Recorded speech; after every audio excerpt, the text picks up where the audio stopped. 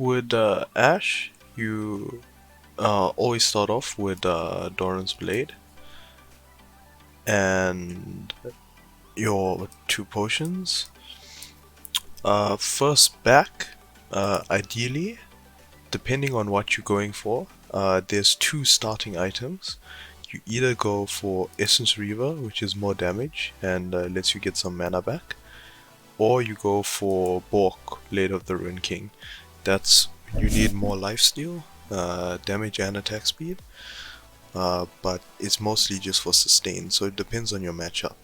If you're versing someone who's gonna poke you out, you would go for Bork, and if you're not gonna get poked out and you need more damage, you go for Essence Reaver. So ideally your first item should, even if you are going, well, if you're going Bork, it should be, you should try and get either two long swords or a lifesteal item, and if you're going Essence Reaver, you'll go for your VF sword. Your second back should be to complete your Essence Reaver or your Bork, and then if you do have enough, you can go for a pair of boots as well.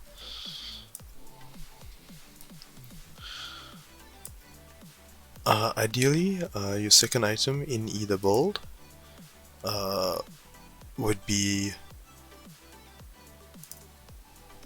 almost always Runan's Hurricane. It's a very good item on Ashe, procs the passives, and in both builds it is a standard item. Generally, your next item would actually be Phantom Dancer. It does crit and attack speed, and crit helps with her passive. And then towards the end of the game, you can go for Guardians. Again, it's very matchup dependent. Other items you can build on her are Infinity Edge. If you need more damage, and then in rare cases when you are just getting killed a lot, you can get Frozen Mallet. It's not ideal, but it'll give you a bit of HP to survive. When you're versing very tanky enemies, you'd want to build either Lord Dominic's or Lord's Regard. You'd build Lord Dominic's if you have versing very tanky opponents, and if you have opponents like Mundo or Darius who heal, you can get Mortal Reminder. To finish your boots, you almost always go for Berserker's Greaves in whatever build you're doing. Some example full builds are your Bork, your attack speed boots, Runan's Hurricane, those are your core, and then you can go Infinity Edge, Phantom Dancer, and Guardian's Angel. It's the same build tree for Essence Reaver. Basically these would be your two main builds, and you'd swap out Infinity Edge and Phantom Dancer depending on the matchups. If you need more lifesteal, then you can also get a Bloodthirster, and you can also get Skirmishes. Just because of its passive, you have the lifesteal and you can remove CC, so if you get stunned, you can activate it and then you'll be able to move again.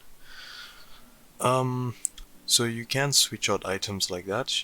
If you're taking a lot of magic damage, you can go for more of Malmortis, just for that extra magic resist.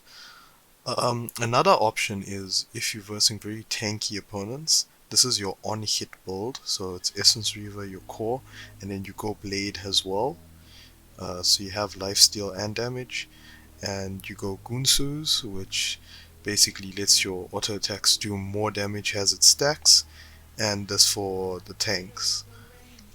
Basically, this will shred through any heavy tank team and it'll let you carry in the end game. When it comes to ADCs, normally the combos aren't that difficult. You mostly rely on your basic attacks and one or two other abilities.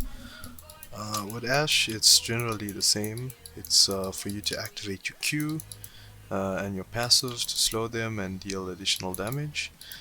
With Ashe, generally, when you start the game, you wanna first put a point into W because it is your only poke.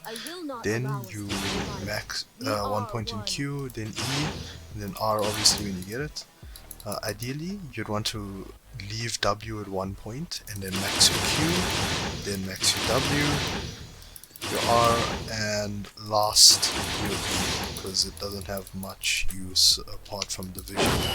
See how close we can get.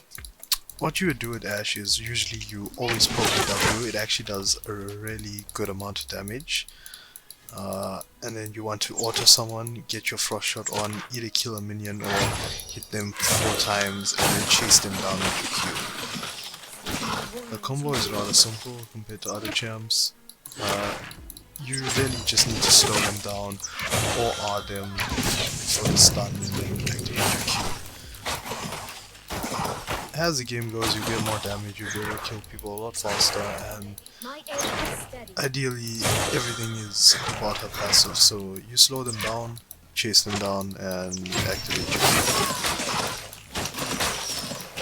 It's all about itemization and picking the right fights. Playing ADC is all about farming. In this particular game, at this point, I am 0-3, about to become 0-4, and it's just 2 fights that determined how we won the game. You gotta keep going for objectives, keep farming, maximize your gold, and you will be able to carry the game.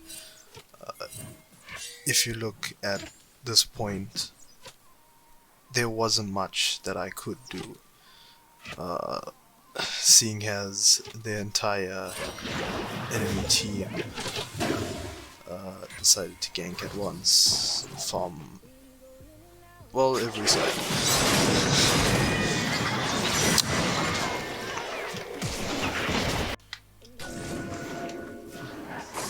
It's just 2 fights that can end up deciding the entire game. Even though I'm 0-4, because I kept farming and I kept going for objectives, I had more gold than the enemy, and thus I could do a lot more damage and be able to help my team win fights. After that fight, continued to go for objectives and farm up, even jungle farm, because it's late game and you need to get as much farm as you can just so that you could keep up with gold even though the enemy team is fed, and in that way you can still be relevant in the fights and carry the game. Even though we lost lane, we are now strong enough to kill enemies fast and help the team win. As you can see, the previous ADC that kept destroying the lane can now kill me.